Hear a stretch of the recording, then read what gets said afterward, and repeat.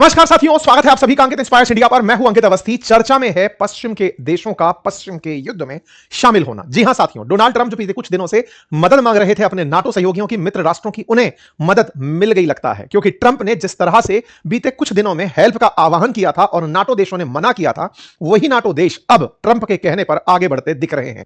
Europe और Japan के देशों ने एक ज्वाइंट स्टेटमेंट जारी करते हुए स्टेट ऑफ हॉर्मुज के लिए अमेरिका का साथ देना ऐलान कर दिया है। इसी बीच में भारत ने कौन सा रोल प्ले किया, आज के सेशन में डिटेल से बताएंगे कि क्या यह युद्ध खत्म होने की तरफ बढ़ रहा है या ज्यादा देशों के जुड़ जाने के बाद ईरान का बहुत से देशों के साथ इकलौते लड़ाई लड़ना इसे क्या विश्व युद्ध में तब्दील कर देगा। यह सारी जानकारी आज के सेशन में, लेकिन आगे बढ़े उससे पहले कुछ सेकंड सब्सक्राइब का बटन दबाने के लिए खर्च कर दीजिए, क्योंकि आप में से लगभग 40% मित्र हमारे ऐसे हैं जिन्होंने हमारे चैनल को सब्सक्राइब नहीं किया हुआ है, जिसका कोई चार्ज नहीं है। आप साथ जुड़ेंगे तो कम से कम हमारा परिवार बढ़ेगा। साथियों, आपको बीते कुछ दिनों में आपको एक जानकारी हमने दी थी कि ट्रंप को नाटो से कुछ खिन्नता उत्पन्न हुई है। नाटो के जो साथी हैं, नॉर्थ अलायंस, जो इनके अटलांटिक ट्रीटी ऑर्गेनाइजेशन में 32 कुल मित्र हैं, जिन्होंने यह कहा था कि यह हमारा युद्ध नहीं है। इन सब से ट्रंप ने अपनी नाराजगी जाहिर की थी 14 मार्च को, क्योंकि 28 फरवरी से जो युद्ध खींचते लेकर आ रहे हैं, इन्हें लगने लगा था कि इस युद्ध में बाकी सारे लोग भी शामिल हो जाएंगे क्योंकि अमेरिका जा रहा है, लेकिन कोई शामिल नहीं हुआ। ट्रंप ने अपनी तरफ से लोगों से मदद भी मांगी कि भैया एक काम करो, स्ट्रेट ऑफ हॉर्मुज को ईरान ने रोक दिया है, आ जाओ आप लोग भी, ताकि इस युद्ध को खत्म किया जा सके। स्ट्रेट ऑफ हॉर्मुज जो है ना, वो अमेरिका ने दुनिया के लिए बहुत बड़ा बोटल नेक बनाकर रख दिया है। ऐसे समझिएगा कि दुनिया की अगर 20% ऊर्जा आवश्यकता स्ट्रेट ऑफ हॉर्मुज से पूरी होती है, और उस ऊर्जा आवश्यकता के लिए ट्रंप ने लोगों को इस तरह मजबूर कर दिया कि एक तरफ तो रूस से तेल नहीं खरीदना है और स्ट्रेट ऑफ हॉर्मुज बंद हो गई है, तो लोग मजबूर हो गए, और उसके बावजूद मजबूर हुए देश मना कर रहे हैं कि हम आपके युद्ध में शामिल नहीं होंगे। इस पर ट्रंप ने कहा कि देख लो, यह युद्ध केवल मेरा नहीं है, फंसोगे तो तुम सब फंसोगे। ऐसा कहकर ट्रंप ने इन सबको साथ बुलाने के तमाम हथकंडे अपनाए। 16 मार्च तक के हालात ये थे कि यूएस के जो साथी कंट्री थी, उन्होंने साफ मना कर दिया था कि सर हम युद्ध में नहीं आएंगे। साफ साफ कहा था कि ये हमारा युद्ध नहीं है। जर्मनी, फ्रांस, ब्रिटेन, ये सब बोले थे कि हमारा युद्ध नहीं है। लेकिन फिर पासा कैसे पलटा? पासा ये है कि आपके सामने ये जो 6 देश दिखाई दे रहे हैं, इन्होंने स्टेट ऑफ हॉर्मुज से सुरक्षित आवाजाही सुनिश्चित करने के लिए ट्रंप का साथ देने का ऐलान कर दिया है। ये 6 देश हैं, Britain, France, Germany, Italy, Netherlands और जापान। जो देश अब तक किनारा कर रहे थे, उन्होंने कहा है कि वो अब समुद्री मार्ग से गुजरने वाले जहाजों की सुरक्षा के लिए सैन्य और कूटनीतिक सहयोग देने की प्रतिबद्धता में है।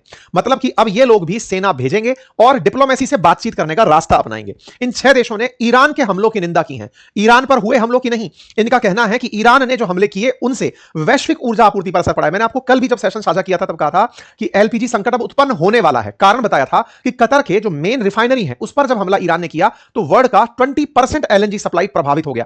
इसके बाद ये देश इकट्ठा होकर निकले। मतलब आप समझिए कि ट्रंप ने पहले इन सबसे डिमांड की, आ जाओ, ये सब मना करते रहे, हम नहीं आएंगे।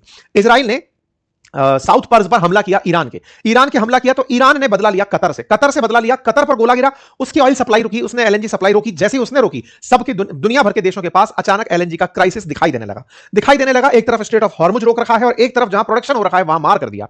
यानबू पोर्ट पर मार कर दिया, यानी कि जो सऊदी अरब का दूसरा पोर्ट रेड सी वाला था, उस पर पोर्ट पर मार कर दिया। तो ये सब स्थितियां पश्चिमी देशों के लिए बहुत ज्यादा घुटन जैसी स्थिति हो गई। तो ये लोग मजबूरन बाहर निकल कर आए। कल इन्होंने बाकायदा एक ज्वाइंट स्टेटमेंट दिया और उस ज्वाइंट स्टेटमेंट में इन्होंने अपनी तरफ से कहा कि हम पूरी तरह से तैयार हैं safe passes state of Hormuz से दिलाने के लिए। लेकिन इन सबके तैयार होने से क्या स्टेट ऑफ हॉर्मुज खुल जाएगा, यह बड़ा सवाल है। ऐसा मैं क्यों कह रहा हूं? क्योंकि ऑलरेडी जिन देशों ने साथ देने का कहा है अमेरिका उन सब में सबसे पावरफुल पहले से ही है। ऐसा नहीं था कि युद्ध कोई और देश लड़ रहा था और अमेरिका अब साथ आ गया हो। अमेरिका जो खुद युद्ध लड़ते हुए 3 हफ्ते बिता चुका है, वो स्टेट ऑफ हॉर्मुज नहीं खुलवा पाया।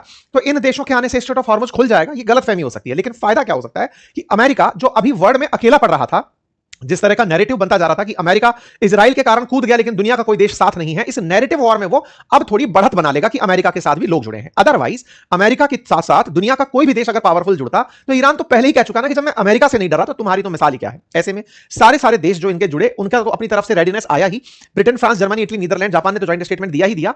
कनाडा भी थोड़ी देर बाद अपना स्टेटमेंट दे दिया, यानी कि अमेरिका के साथ 7 और देश आकर के स्टेटमेंट दिए कि अब स्टेट ऑफ हॉर्मुज हम खुलवाना चाहते हैं। स्टेट ऑफ हॉर्मुज वो वाली बोटल नेक जिसके चलते एक तरह से चिकन नेक ही समझिए पर्शियन गल्फ की, जिसको निकलने ईरान दे नहीं रहा है और दुनिया में ऑयल की प्राइसेस किल्लत खड़ी हो गई है। एक बात समझने की है कि अमेरिका ने जब से रशिया के ऊपर ऑयल सप्लाई प्रतिबंधित की है, ऑयल और गैस यूरोप को लेने से रूस से रोका है, तब से यह किल्लत ज्यादा दिखाई देने लगी है। इससे पहले अगर रूस ऑयल सप्लाई करने के लिए उपलब्ध होता तो शायद यह इतनी ज्यादा दिक्कत खड़ी ना होती। अगर अमेरिका वेनेजुएला पर स्ट्रेटेजिक हमला करके उसे बहुत पहले ही इस तरह से उपलब्ध करा दिया होता कि चलो हां, अब वेनेजुएला का तेल और गैस मिलता रहेगा, वैसा हुआ नहीं। रशिया से तेल प्रतिबंधित था, प्रतिबंधित आज भी है। उसके बाद में जो समुद्र में घूम रहे जहाज हैं, उनको खरीदने की बात करी है।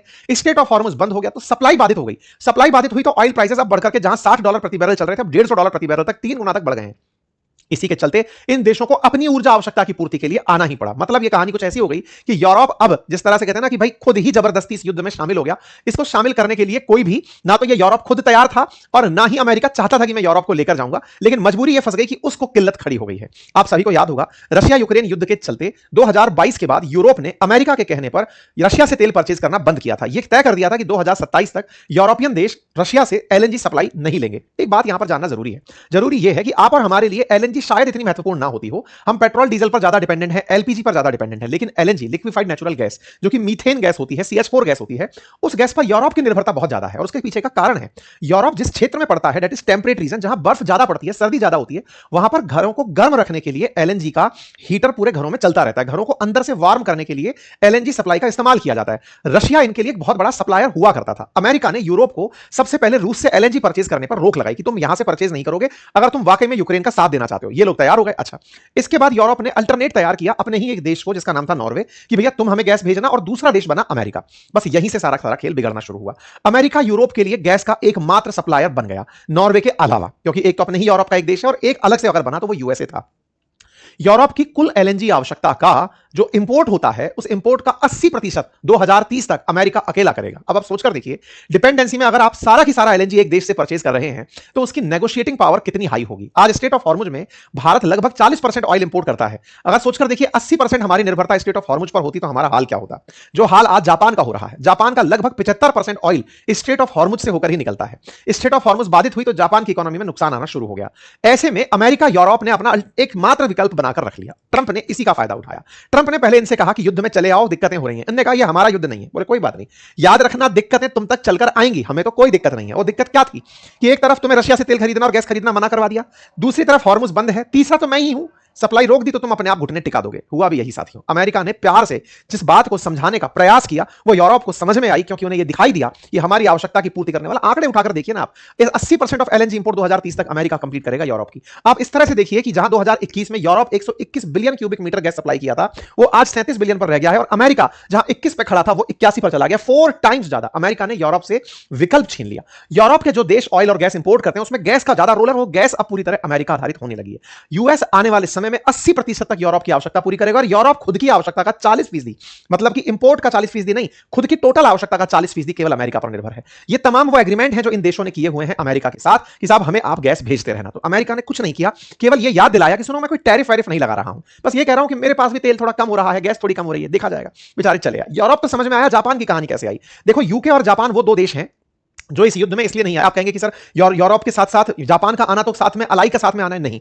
असल में कहानी क्या है ना कि जापान की स्टेट ऑफ हॉर्मुज पर निर्भरता, मिडिल ईस्ट पर जो जापान की निर्भरता है वो 95% बताई जाती है, और 11% एलएनजी की जो आवश्यकता है वो यहां पर निर्भर है। 87% एनर्जी इंपोर्ट पर जापान निर्भर करता है। भारत भी 85% इंपोर्ट पर निर्भर करता है ऑयल एंड गैस में, लेकिन हमने सोर्सेज डाइवर्सिफाई किए हुए हैं। 40 से अधिक देशों से हम इंपोर्ट करते हैं, तो जापान को मजबूरी में यहां फंसना हुआ। जापान के साथ कल बड़ा ही ह्यूमिलिएटिंग सिचुएशन हुआ। असल में क्या हुआ, जापान की नवनिर्वाचित प्रधानमंत्री तकाइची अभी ट्रंप से मिलने गई हैं। ट्रंप से मुलाकात हुई तो ट्रंप ने तस्वीरें डाली कि देखो साहब मैडम मिलने आई हैं। ये तस्वीरें हैं, आज सुबह की ही तस्वीरें हैं, व्हाइट हाउस के द्वारा तकाइची की तस्वीरें कि देखो साहब जापान की पीएम मुझसे मिलने आई हैं। जापान की पीएम से कल रात को जब इनकी मुलाकात हो रही थी तो पत्रकारों ने ट्रंप से कुछ सवाल पूछे। एक पत्रकार ने ट्रंप से सवाल पूछ लिया कि सर आपने ईरान पर जो सरप्राइज हमला किया, आपने अपने सहयोगी देशों को साथ क्यों नहीं लिया? आज जिन देशों की आप मदद मांग रहे हैं उन देशों को आप पहले ही साथ लिए होते। तो अमेरिका ने कहा हमें सरप्राइज पसंद है और हम सरप्राइज करना चाह रहे थे। अच्छा, एक तरह से पत्रकार भी यही कह रहा था कि आपने हमला सरप्राइज में कर दिया, लेकिन ट्रंप ने यहां पर शायद साल का सबसे बड़ा डार्क जोक मार दिया। कहा कि जब आप बात कर रहे हो सरप्राइज की, तो जापान से बढ़िया सरप्राइज कौन जान सकता है। ये कौन से सरप्राइज की बात कर रहे थे? पर्ल हार्बर की। पर्ल हार्बर की कहानी इन्होंने चर्चा में लाकर फिर से दुनिया को यह बता दिया कि अमेरिका जो ग्रजेस पालता है, जो नफरत दिमाग में रखता है, वो बहुत लंबे समय तक की पाल कर रखता है। ट्रंप के दिमाग में, जहन में, जब ट्रंप पैदा नहीं हुए थे उससे पहले का इतिहास भरा हुआ है। क्या है कहानी, वो मैं आपको हल्का सा याद दिला दूं। असल में वर्ष 1941 में जापान के द्वारा पर्ल हार्बर, जो कि हवाई आइलैंड था, पैसिफिक ओशन में द्वीप था, पर्ल हार्बर पोर्ट पर हमला कर दिया गया था। 1939 में सेकंड वर्ल्ड वॉर शुरू हुआ था, और सेकंड वर्ल्ड वॉर में जापान काफी एग्रेसिव होकर के मतलब लगभग एशिया के देशों पर कंट्रोल करने के बारे में आगे बढ़ रहा था। उसे दिक्कत थी अमेरिका से कि अमेरिका कुछ ना कुछ करके इन लोगों की मदद करेगा। सेकंड वर्ल्ड वॉर में अमेरिका बहुत लंबे समय तक पार्टी नहीं बना था, लेकिन इन लोगों की मदद करने के लिए वो जापान की ऑयल सप्लाई को रोक दे रहा था। उस समय तक जापान मेजॉरिटी में ऑयल परचेज अमेरिका से करता था, लार्जली अमेरिका से परचेज करता था। अमेरिका ने वर्ल्ड वॉर के समय पर ऑयल एम्बार्गो लगा दिया कि मैं जापान को तेल नहीं बेचूंगा, युद्ध में तो नहीं हूं लेकिन व्यापार नहीं करूंगा। इस पर जापान नाराज हुआ, बोले यार ये बहुत ज्यादा दिमाग लगा रहे हैं।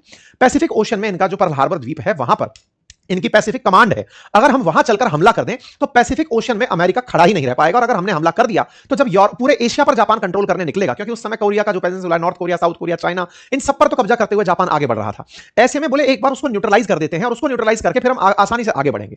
जापान ने एक बहुत ही सीक्रेटिव और सरप्राइज हमला प्लान किया। लगभग 350 विमान तैनात किए गए पर्ल हार्बर पर हमला करने के लिए, जहां पर अमेरिकी सेना तैनात थी, नेवी तैनात थी, कभी अनफोर्सीन सिचुएशंस के लिए पैसिफिक ओशन में।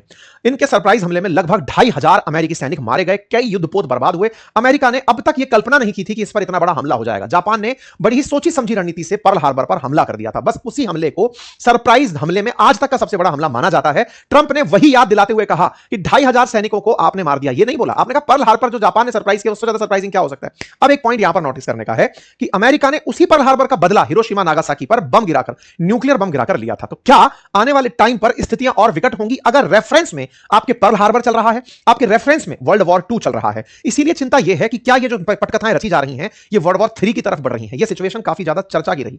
ईरान अमेरिका के इस युद्ध में अब 7 देश एंट्री कर चुके हैं। ऐसे में भारत क्या कर रहा है वो भी जान लीजिए। भारत ने कल 5 देशों के राष्ट्राध्यक्षों से बात की। इमानुएल मैक्रोन से बात की, जो प्रधानमंत्री ऑफ मलेशिया के साथ बातचीत करी, जॉर्डन के किंग से बात करी, कतर के अमीर से बात करी। इन सब से बात करके प्रधानमंत्री ने अपनी तरफ से कंसर्न जाहिर करते हुए यह कहा कि हम आप सबके साथ खड़े हैं और स्ट्रेट ऑफ हॉर्मुज को साफ और सुरक्षित बनाए रखने के लिए हम साथ हैं। क्या भारत ने इनडायरेक्टली यह साथ देने का वचन निभा दिया है? क्योंकि इमानुएल मैक्रोन ने यहां पर सीधा सीधा भारत को धन्यवाद प्रेषित किया और कहा कि इंडिया और फ्रांस आने वाले समय में टेंशन को कम करने में और रीजनल तरीके से लोगों के मन में शांति और डिप्लोमेसी का प्रयास करेंगे। कुल मिलाकर क्या भारत डिप्लोमेटिक चैनल्स के माध्यम से ईरान के साथ नेगोशिएट करने का रास्ता बनेगा? यह अब चर्चा का विषय बन रहा है। देखना होगा इस इजराइल, अमेरिका, ईरान, इन सब के युद्ध में जैसे जैसे पार्टीज कंट्री बनती चली जा रही हैं, उनमें एक स्टेप और होना अपेक्षित है, और वो ये कि कुछ ही दिनों के अंदर पश्चिम एशिया के रिमेनिंग देश यूएई, सऊदी, कतर, बहरीन, ये सब भी अगर जुड़ गए कि चलो अब ईरान पर हमला करेंगे, तो ये बहुत ही घातक हमले हो सकते हैं। देखना होगा आने वाले समय में ये कितने दिन के अंदर हमले समाप्त होते हैं। बदले में अपडेट के अंदर जानकारी यह है कि ईरान ने अमेरिका के F-35 को निशाना बना दिया है, जिस पर मैं डिटेल जानकारी कुछ ही देर में आप लोगों के साथ साझा करूंगा। फिलहाल के लिए इतना ही। जानकारी पसंद आई हो तो साथियों के साथ साझा करें। चैनल पर नए हैं तो सब्सक्राइब करना बिल्कुल ना भूलें। बहुत बहुत धन्यवाद।